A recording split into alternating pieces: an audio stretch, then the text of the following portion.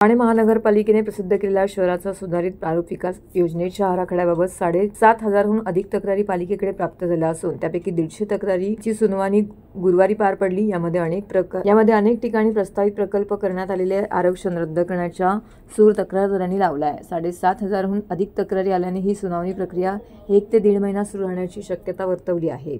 विधानसभा निवडणूक आचारसंहितेच्या 2 दिवस आधी ठाणे महानगरपालिका प्रशासनाने प्रसिद्ध केलेल्या शहराचा सुधारित प्रारूप विकास योजनेचा आराखडा प्रसिद्ध केला होता।